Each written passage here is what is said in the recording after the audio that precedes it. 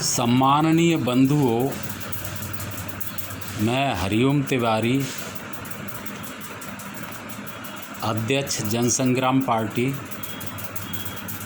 आप सब बंधुओं से निवेदन करता हूं कि अग्निपथ योजना बहुत अच्छी है और आवश्यक है,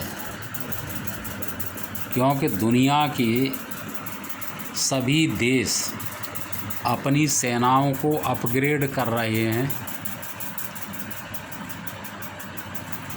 भारत की मजबूरी है कि उसे भी अपनी सेना अपग्रेड करनी पड़ेगी। आज सेना को साधारण सिपाहियों की नहीं, सुपरमैनों की आवश्यकता है, शक्तिमानों की आवश्यकता है। वह अपनी सेना में कैसे जवान चाहती है, कैसे भर्ती करती है, कैसी ट्रेनिंग देती है, ये सेना का अपना स्वत्वाधिकार है। जो लोग स्वेच्छा से इस अग्निपथ योजना में भाग लेना चाहते हैं वे लें। किसी को ज़बरदस्ती भर्ती नहीं कराया जा रहा है। जो लोग सर्वकालिक सरकारी सेवा में जाना चाहते हैं वो सर्वकालिक सरकारी सेवाओं में अपना भाग्य आजमा सकते हैं। यह तो एक देश सेवा है। सेना की सेवा देश सेवा है। जो समर्पण के भाव से जाना चाहता है वह जाए, और जो सफल हो गया वो तो सफल हो ही जाएगा। सेना कम से कम 25% लोगों को अपनी सेना का अंग बनाने के लिए पहले से वायदा कर रही है। 75% लोग जो सेना का अंग नहीं बन सकेंगे किसी तरीके से, तो उनको लगभग 20-25 लाख रुपया 4 साल में मिल जाएगा, और प्रशिक्षण मिल जाएगा, सर्टिफिकेट मिल जाएगा, और सरकार दूसरे डिपार्टमेंटों में उनको प्राथमिकता देगी। और क्या चाहिए भाई? इसे आप कोचिंग ही समझ लें, ट्रेनिंग ही समझ लें। जो सड़कों पर उपद्रव कर रहे हैं ये राजनीति के तहत किया जा रहा है। सेना में जो भर्ती होने लायक लड़के हैं वे ऐसा नहीं कर रहे हैं, न कोई देशभक्त ऐसा कर रहा है। और जो ट्रेनों में आग लगा रहे हैं वे लोग देश सेवा लायक नहीं हैं। इनको पहचाना जाए और इनको हर प्रकार की सरकारी सेवा से लिए अयोग्य घोषित कर दिया जाए, और हर प्रकार की सरकारी सहायता से वंचित कर दिया जाए।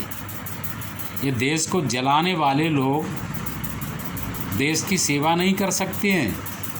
इनको किसी तरीके से मौका मिल गया तो देश को बर्बाद ही करेंगे। इसलिए इनके साथ कठोरता से निपटा जाए। इसमें गलती यह है कि हमारे मोदी साहब की सरकार को न जाने कितने अपने आत्म प्रशंसा की भूख है। वह हर जगह पर हर काम में अपना कॉलर ऊंचा करना चाहती है। उसे इसमें कूदने की क्या ज़रूरत थी भाई? सेना का काम था, सेना अपनी तरफ से घोषणा करती, कहती, लेकिन मंत्रियों को इनके को अपना श्रेय लेना है। ये हर बार ऐसा ही करते हैं। इनके मंत्रिमंडल में मंत्रियों में या सचिवालयों में बैठे सचिवों में न समझ है न सभ्यता है। चाहे वह नागरिकता कानून हो, चाहे किसान कानून हो, और चाहे यह सेना की भर्ती, इन सबों में सरकार की बेवकूफ़ी नज़र आई है। केवल इतना ही नहीं, नोटबंदी में भी, जीएसटी में भी और लॉकडाउन में भी सरकार की बेवकूफ़ी सामने आई।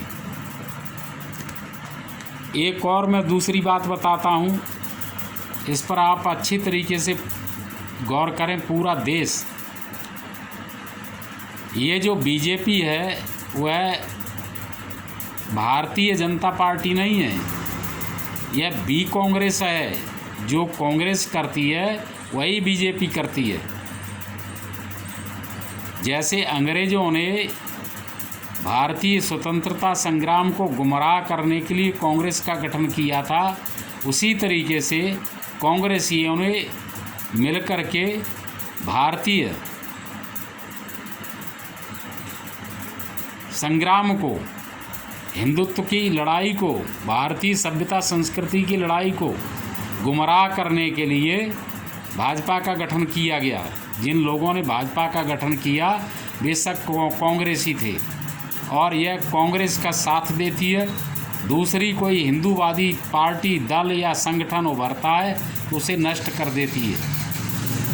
हिंदू महासभा, आर्य समाज, राम राज्य परिषद और अब शिवसेना इसी का शिकार बने हैं। इन दोनों पार्टियों का उद्देश्य है कि या तुम या हम। इस बात को इनका आदर्श पुरुष अडवाणी खुले मंच से कह चुका है कि या कांग्रेस या फिर हम, ये दूसरे लोग कहाँ से आ गए। यह भाजपा बार बार ऐसे काम कर रही है जिससे कांग्रेस आंदोलन करे और कांग्रेस जो डूब रही है, ख़त्म हो रही है, समाप्त हो रही है, वह फिर से फ्रंट लाइन पर आ जाए। यानी पूरा जन समुदाय भारत का भाजपा में या कांग्रेस में विभक्त हो जाए। या तो कांग्रेस के पास वोट जाएं या भाजपा के पास जाएं। दूसरे जो दल हैं वे समाप्त हो जाएं।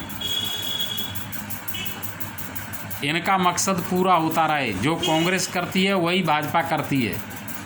तो इनकी ये नूरा कुश्ती है, मिले करके लड़ाई लड़ रहे हैं और ये चाहते हैं कि पूरा जन समुदाय भारत का दो भागों में बट जाए, कांग्रेस के में या फिर भाजपा के में, और सब दल संगठन समाप्त हो जाएं।